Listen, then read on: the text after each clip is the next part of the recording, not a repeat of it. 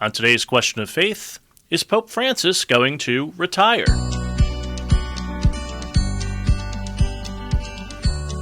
This is Question of Faith. I'm Mike Hayes. I'm the Director of Young Adult Ministry here in the Diocese of Cleveland. And I'm Father Damian Ference, Vicar for Evangelization.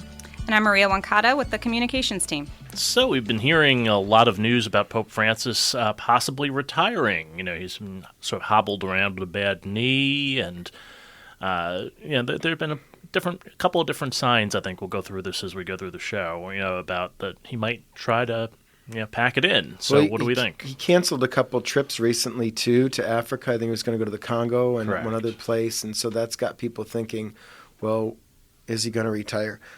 I don't think he's going to retire. Number one, before Pope Benedict resigned, it would have been over 700 years since a pope had done that. So that's a long time. And I think it would be very odd and awkward to have two Pope Emeriti, I think, would be strange. One is strange enough for us. We have never experienced that. Yeah. And then two, I think John Paul II, when his body was falling apart, his mind was still sharp, and I think one of the things that he wanted to witness, because he was so big, on the human person and the dignity of the human person from conception until natural death, that he wanted to show that in his life, and that even as Pope Francis is talking now in his Wednesday audiences, that the elderly have dignity, and I think John Paul was trying to highlight that in the way that he lived his final days, and unless Pope Francis is somehow becoming incapacitated, especially mentally, I just don't see it. But what do I know? Yeah, no, I was going to say that as well. I was going to say that, first of all, I don't think we want two Pope Emeriti at the same time. And I think he's even said that in the past. That he was like, I don't think we want two of us in the background here. The other thing, too, I think we forget, he only has a bad knee.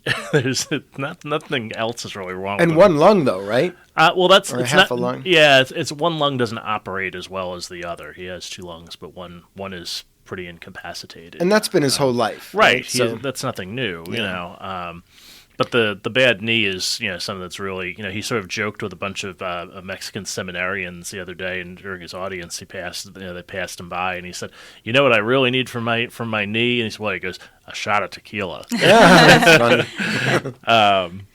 But yeah, I think that we forget too, in the United States, we had a president who operated the Oval Office out of a wheelchair for 8.5 years. Mm-hmm. I mean, it's quite possible that he can continue to do this, but because he's physically encumbered, he's going to have to cancel things every once in a while, but he just can't make it up the stairs. Yeah. I think it kind of, all the talk and chatter about it kind of becomes a life issue. And like you were saying, there's a lot of dignity and wisdom in the elderly, and just because he maybe can't get around as much doesn't mean he's not providing the fatherly care that he needs to the church, and he can still do that. They said right after his visit that he's going to make at the end of August, the Cardinals and him are going to be meeting and discussing something, and I think his appointment of those Cardinals may be to maybe set up some discussion on what happens, because there is no canon law if a pope were to become mentally unstable or some sort of weakness there in leading the church. So maybe what he's doing in the chatter is leading up to maybe some sort of canon laws around that. Yeah, I'm no canon lawyer, but I believe you. Don't tell Father Giannis or Bishop Okowiak. That's right, yeah. Well, we were discussing this in my canon law class last night. So Okay, this good. was a topic You're of fresh. discussion. Yeah. The other thing, too, I think, well, why would people even be thinking about this? Besides the physical attributes that he's showing at this point. He just named a bunch of new cardinals that he's going to have a consistory for them at the end of August, right?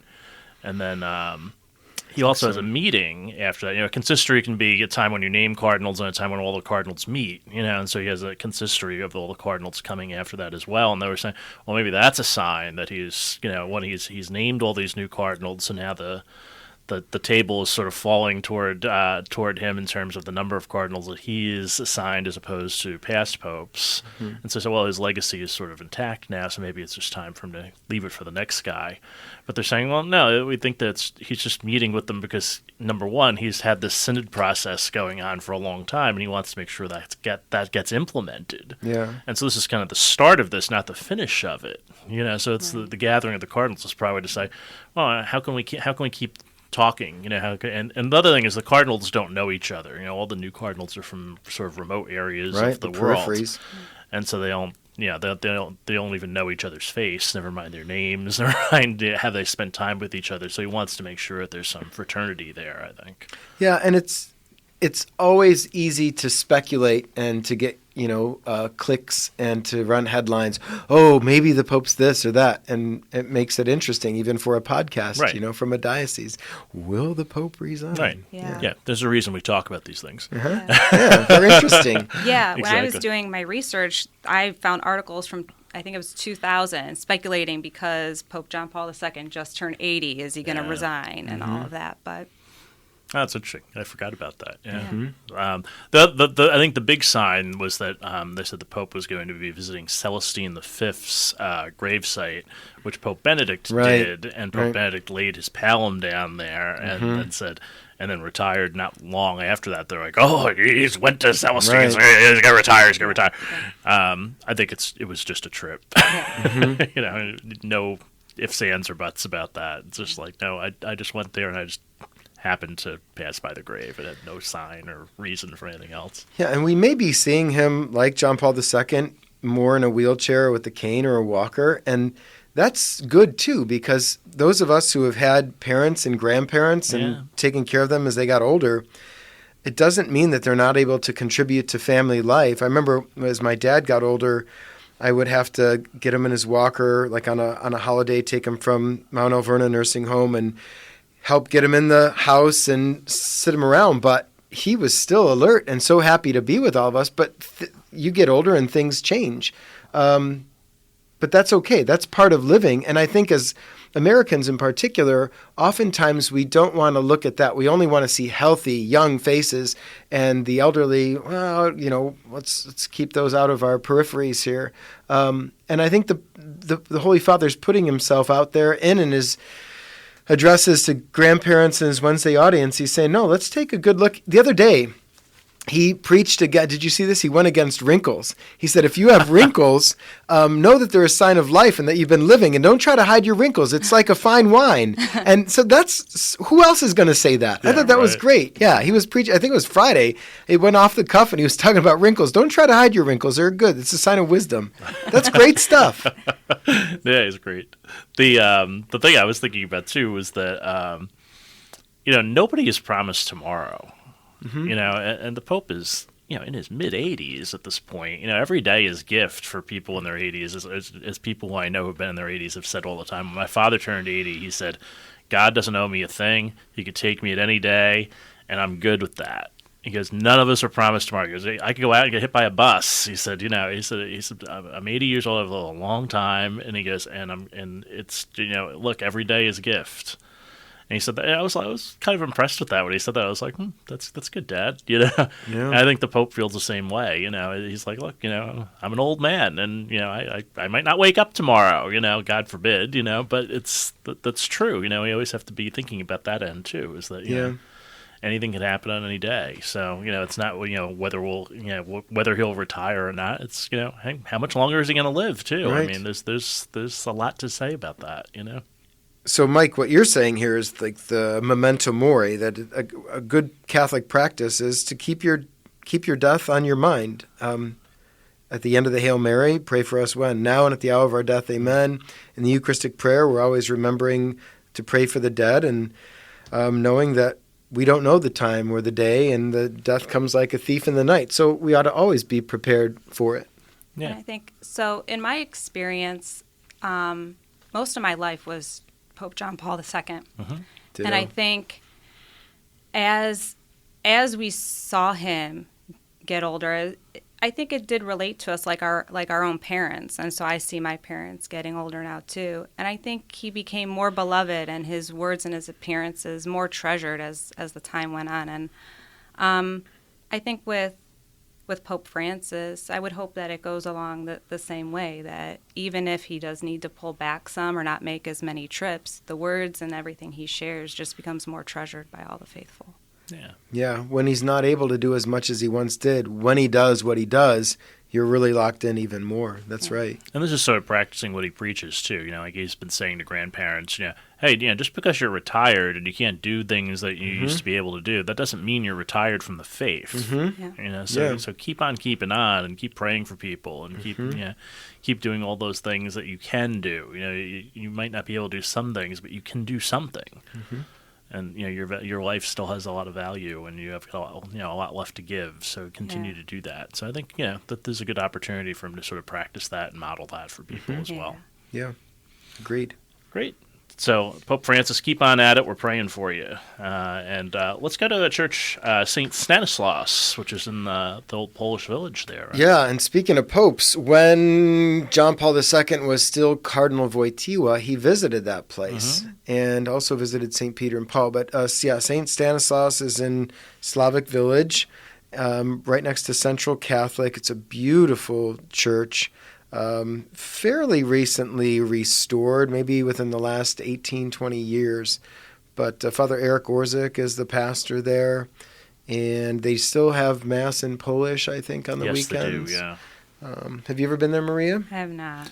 I took a tour there. Father Rob Ramser did a little tour for the young adults there a little less than a year ago, I guess, if I remember right. And he showed us all the nooks and crannies of the whole place. It's really beautiful. I mean, it's kind of imposing when you walk in. And you're like, whoa, wow, this is really cool. A lot of relics, a lot of things like that are in there. One of the more beautiful churches here in Cleveland as well. Oh yeah, when you walk in, the architecture and the color and the symmetry, it strikes you, especially if you grew up in a more modern suburban church, you feel like you've gone to Europe. Yeah, absolutely. Yeah, that's exactly how I felt when I walked in, having been to Poland for World Youth Day. I was like, wow, this reminds me of a lot of churches in Krakow. It was great. Yeah, it's gorgeous. And then our gospel for the 13th Sunday in Ordinary Time is from Luke's Gospel, chapter 9. Foxes have dens and birds of the sky have nests, but the Son of Man has nowhere to rest his head. And Jesus is calling people to follow him, and he gets, well, I got this to do, excuses. Well, when I finish this, and we could do that too. I know I've done that. Like, eventually I'll get around to following you, but it's now, like immediate. Come on. When Jesus says follow me, he wants a response. Good question I asked this weekend is, what prevents you from following Jesus? What gets in the way? Who, what, when, all those things. What gets in the way of giving yourself to Christ? Yeah. We were just talking about this before the podcast of how right now in the summer, busy kids' schedules, running from place to place, not knowing what's happening in the next hour or two, who's going to be where tomorrow.